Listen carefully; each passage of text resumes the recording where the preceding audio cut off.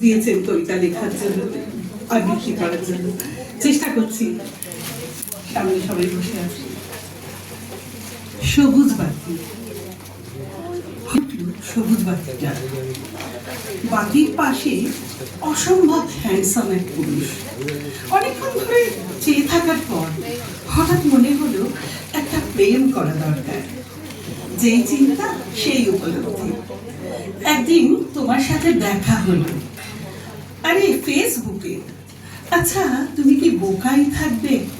সবাই কত চালাক, এত বোকা হলে কি চলে?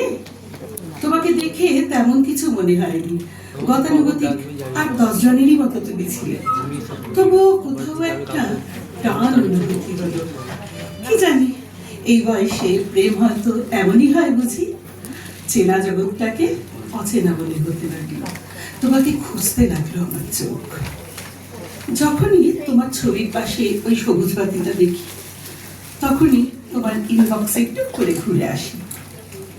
কিছু লিখতে আঙুলের ডগা ইতি উতি করে, তবুও লেখা হয় না।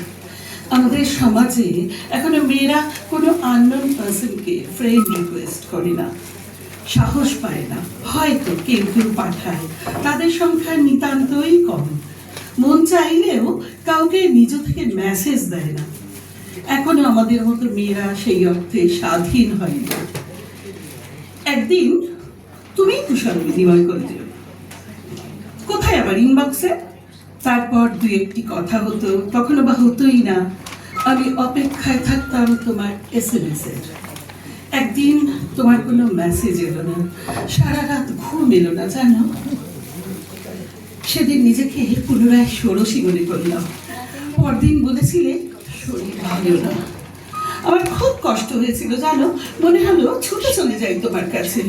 যাওয়া হলো না, তুমি মেসেজ দিতে থাকলে। মাঝে কয়েকদিন তোমার কোনো খোঁজ পাইনি। তোমার আমার মিউচুয়াল কোনো ফ্রেন্ড ছিল না, যার জন্য আমি তোমার কোনো খোঁজ নিতে পারিনি। আকাশকে বলি আমার খবর পৌঁছে দিও, পাখিকে বলি বলো তো ও কেমন আছে। তোমার খোঁজ নেই পুরো 1 মাস। হঠাৎ তোমার ছবির পাশে আবার সবুজ বাতি দপ করে জ্বলে উঠলো। আমার সমস্ত শরীর আনচান করছে তোমার মেসেজের আশায়। ভাবলাম খুব করে বকে দিব, কিন্তু কোনো মেসেজ দিলে না। আমি সারা রাত মোবাইল হাতে কাটালাম। পরদিন আবার তোমার ছবির পাশে সবুজ বাতি। আজকের দিনটাও ইনবক্সে কাটালাম, কোনো মেসেজ এলো না। এখন আর সহজে তোমাকে দেখতেও পাই না। প্রতিদিন খুঁজে আসি ইনবক্সে, দেখি তুমি অ্যাক্টিভ আছো, অথচ কোনো মেসেজ দাও না। সব অপমান ভুলে গিয়ে একদিন আমি মেসেজ দিলাম, কেমন আছো। 10 দিন কেটে গেল, কোনো রিপ্লাই এলো না। 11 দিন পর তুমি লিখলে ভালো আছি, তুমি। আমার আকাশে আমি নিজেই প্রজাপতি হয়ে উড়তে শুরু করলাম। আমিও ভালো। কি হয়েছিল তোমার এতদিন? কই কিছু হয়নি তো। এতদিন তাহলে কোনো মেসেজ দিলে না কেন? মেসেজ দেওয়া সম্ভব ছিল না। কেন?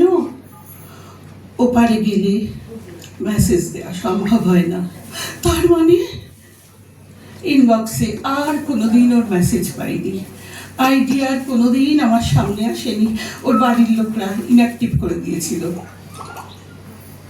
বাতি আর জ্বলে না।